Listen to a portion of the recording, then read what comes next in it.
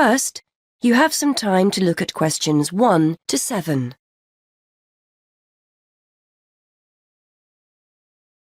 Good morning. I'd like to book a coach to London. I was hoping you had something available this Saturday afternoon. Good morning, sir. Take a seat and I'll just check for you. Yes, we still have several free seats for Saturday. Where will you be leaving from? There are 3 pickup points in town: Main Street, Centenary Square, or the Central Bus Station. From Centenary Square, please. That's easier for me to get to than the bus station. And what time would you like to leave? There are coaches on the hour every hour, from 12 through till 6 p.m. Well, I'm meeting someone at the station in London and I need to be there for 4:30. So, which one would you recommend?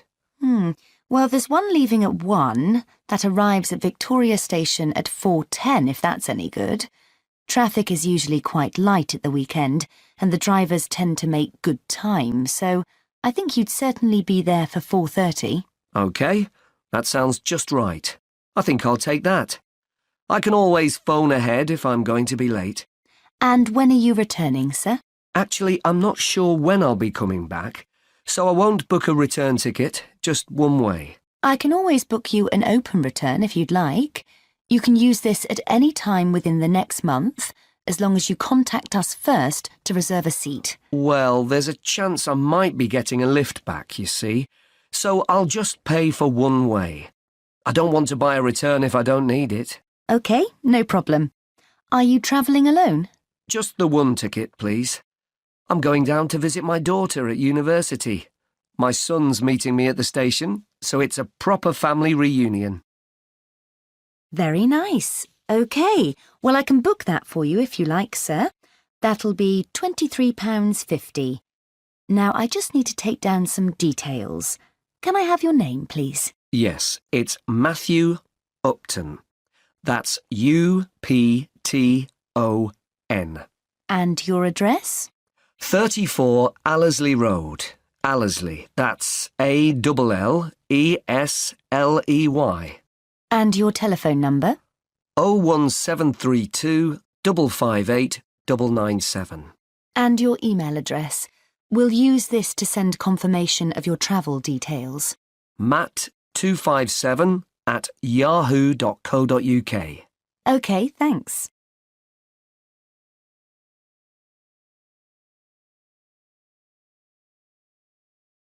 Now listen and answer questions 8 to 10.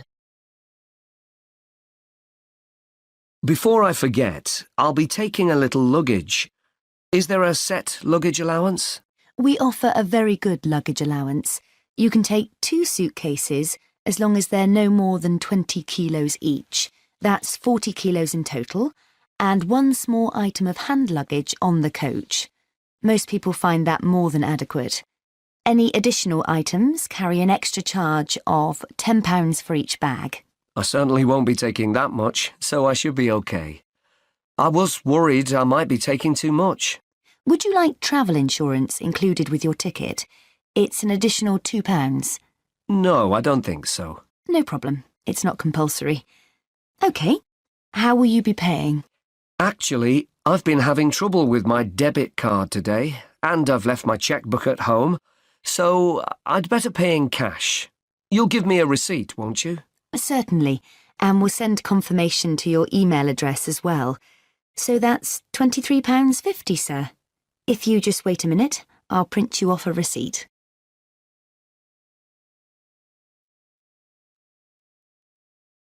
Listen carefully to the first part of the talk and answer questions 11 to 14. Good evening, everyone, and thanks for making it along. I know how busy you all are with term coming to an end. As you know, the aim of this meeting is to show you the plans we've got to add 2 new classrooms and how that will affect the playground. Now, I've heard that quite a few of you are worried that there'll be hardly any playground left, but I want to reassure you that that's not the case at all. I think there's been quite a lot of uninformed talk going on, and people have started worrying unduly. I certainly hope I can dispel any of your concerns this evening. Firstly, I have a plan of what the school should look like, which I'll project onto the screen. The school governors and the developers want to hear your feedback before making final decisions. Your feedback's very important. When I've gone through the plan with you, you can ask questions and we'll discuss those queries in detail. There'll be plenty of time to tell us what you think over the coming weeks. And once the plans are a little more developed, they'll be available online. There'll be a weekly update, and once the actual construction begins, you'll be able to check progress as it happens. Personally, I'm very happy with where we've got to. I knew we had to have the extra space, but I must admit I worried long and hard about what we might have to sacrifice for it. The developers have certainly convinced me that we've made the right decision.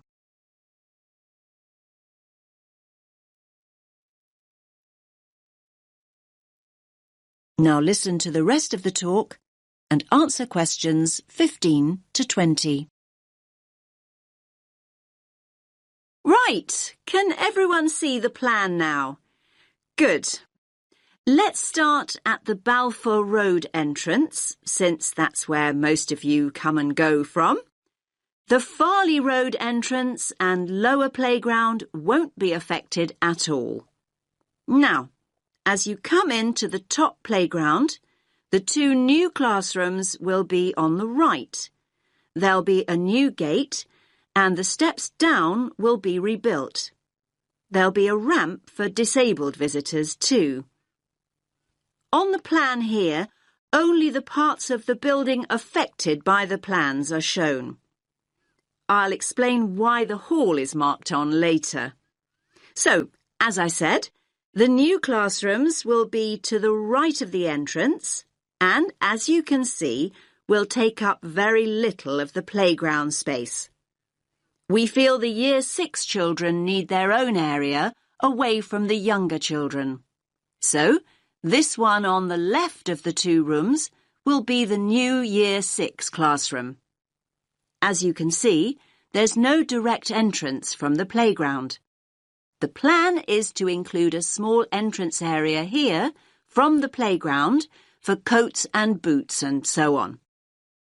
Entrance to the classroom will be from that area. There'll also be an additional entrance to the hall from this cloakroom, so children will be able to get to the hall from two different directions, from inside the main building and from the new entrance area. I hope that's clear. Now, as you all know, the hall doubles up as the cafeteria at lunchtime. One of the rumours I heard was that we're planning to dispense with the cafeteria and open up a snack bar. I can categorically state that replacing healthy school meals with a snack bar is not remotely in our thoughts. The other new classroom, that's the one with the playground entrance here, is going to be an exciting new venture for us. That's because its principal use will be for the preschool and after-school clubs. More and more parents want that facility outside school hours, and we need a dedicated space to run these activities. I think there were also worries about the nursery school, though I'm not really sure why, to be honest with you. I can tell you now that the whole area on the other side of the main school building will be totally unaffected. The nursery will continue operating as it does now. There will be a couple of smaller constructions, modernisation work really, down here on the other side of the top playground. Cycling into school is getting more and more popular, so we're replacing the old bike sheds with a brand new bicycle bay. There'll be space for 60 bikes. The children's toilets will also be modernised, and the children will be able to enter them from inside the school building rather than from the playground as they do now. There'll be brand new staff toilets in that part of the building too, I'm pleased to say. So, I hope that's at least started to allay a few fears. Take a few minutes to look at the plan that I'll get out of the way. Then I'll answer a few questions if you have any. Does that make sense to you?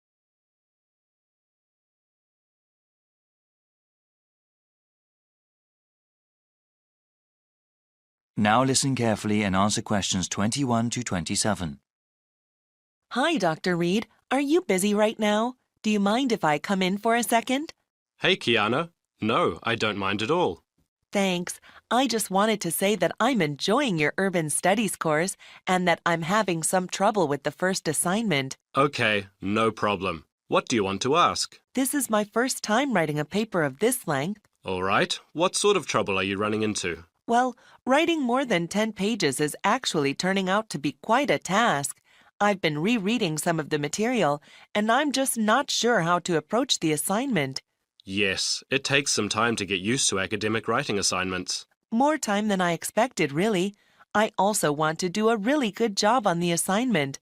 I don't want to put a half-hearted effort into it. I'm glad to hear that. I'll say that these assignments get easier to manage as time goes on. That's a small relief. I mean, it gets easier to plan the assignment and to organize one's time, but it still takes hard work and a sincere effort to produce a good piece of academic writing. My role is to guide you to the readings I think are the most relevant and to give you tips on managing your time. Okay, could we talk about the readings then? Sure. We can go over them. I guess I want to ask about the Coal House text first. It seems like a pretty interesting book. But sometimes a bit over the top, no? I would recommend reading just the first part of the book. It's the most relevant to the assignment that I gave you. The rest of the text goes on about a topic we will cover later in the semester. All right, I'll just read the intro then. As for the Peely article, oh, did you read that one? Yes, I accessed it online and then printed it out. Okay. I would recommend you review that again. Also, remember what I said about the Liebskid article? I think you told the class to focus on the research methods, right? Yes. She approaches the problem in an innovative way. Let's see. For the Gary article, I think you should... Let me see. I think it would be best for you to read just the conclusion. Just the conclusion. I see. Yes, I would ask you to read the whole thing, but this way would be more efficient. Speaking of which, you should not bother reading the Wolfson article.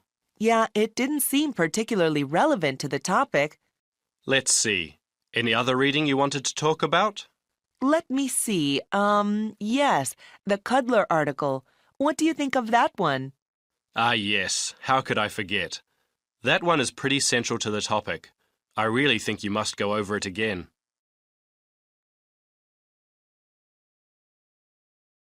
Now listen and answer questions 28 to 30. All right. Is there anything else you wanted to ask about? Yes, I wanted to ask about the line graph that you provided. It seems that the legend identifying the different parts is not there. Ah, it must not have been photocopied correctly. Here, let me explain them. They all represent percentages of the population in Manassas, okay? Line 1 here at the top is the percentage of people who were born in a foreign country. Born outside the country. Okay, and this one? The next line down, line 2 refers to the percentage of people with citizenship. All right, got it. Those making a middle-class wage are represented by the 5th line down. Okay, middle-class wage earners. And the line number 4? That is the percentage of people with a college education or higher. All right, and the one in the middle? That one is the percentage of population who are married and have children. Got it. Thank you so much, Dr. Reed. I really appreciate your help.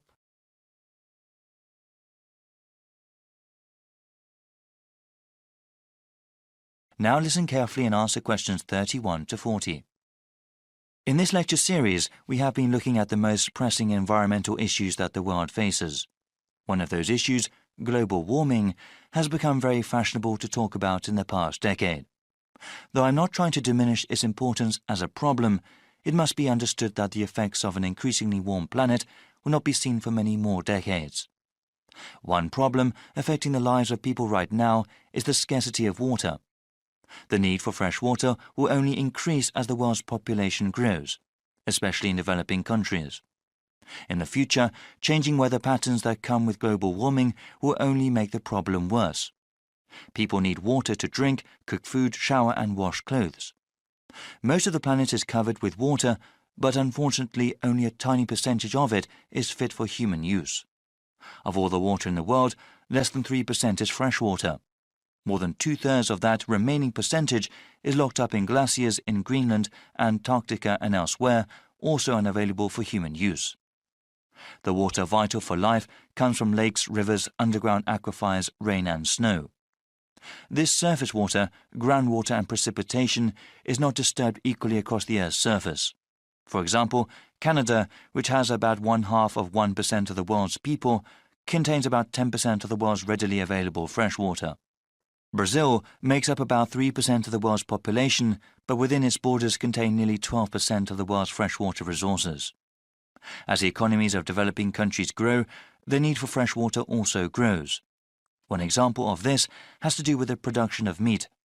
In some countries, the demand for beef increases when people earn more money. However, raising cattle is incredibly water-intensive, requiring about 15 tons of water for 1 kilogram of grain-fed beef.